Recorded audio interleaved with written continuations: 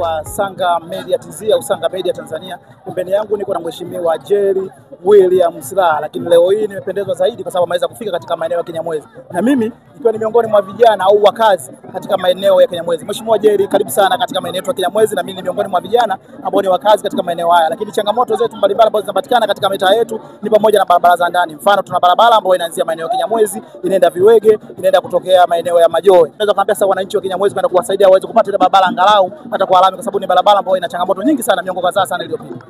Kwanza niwashukuru Sanga Media kwa kufuatia kampeni hizi, najua mnafanya kwa niaba ya wananchi, na kila umesema vizuri, wewe ni mwananchi wa hapa.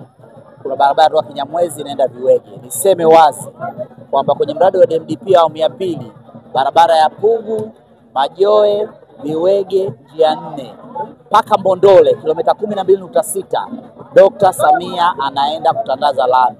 Na nilikuja hapa mimi Kinyamwezi siku ya tarehe 6 mwezi wa 9 kwenye mobile campaign, nikaahidi kwamba moja kati ya barabara ambazo nazichukua mimi mwenyewe barabara ya Kinyamwezi kwenda Viwege. Maana barabara hii ikijengwa itaifungua ikata ya Pugu. Yuko mtu anatoka Chanika, atafika Kinyamwezi, ataingia Viwege, akifika Viwege ataweza kutokea Pugu, ama anaweza kwenda njia 4 akatokea Kivule, ama akatokea Mbondole, ama akatokea Msongola, akatokea Mbande, kata inaenda kufunguliwa. Kwa naomba tukutoa ahadi kwa barabara hii, barabara yangu ya kipaumbele, tutaanza nayo.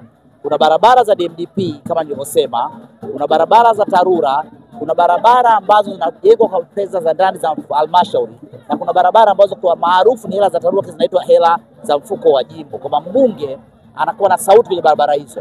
Hii barabara hii nimesema nitaichukua mimi. Kwa lugha ya kigeni nitaiadapt, nitaiasili, tutaanza nayo. Barabara ambayo nimeahidi na niwahakikishia wananchi wa Kinyamwezi, box lijae kura. Box likijaa kura linamsaidia diwani kujenga hoja, linamsaidia mbunge kujenga hoja. Kwa barabara hii wanapita watu wengi. Sasa watu wengi wapi? Si mmeona 2025 Oktoba 29 takwimu zinajieleza. Hamasibu watafanya viongozi wao watoe kauli za kisiasa. Sasa kauli za kisiasa sio nzuri. Wataalamu wakiandika andiko la mradi wanaliandika kwa takwimu.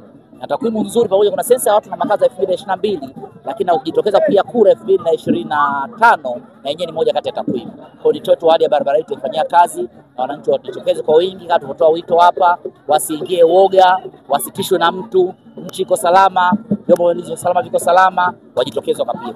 Miongo kadhaa iliyopita nyuma, wananchi soko hilo linashindwa pia kuweza kufika mbele. Ni neno gani labda unaweza kaambia sasa wana Ukonga au wana Kinyamwezi ambao wao ndio wakazi wa maeneo haya? Ulimsikia mgombea mwenza alipokuja pale Gongo la Mboto,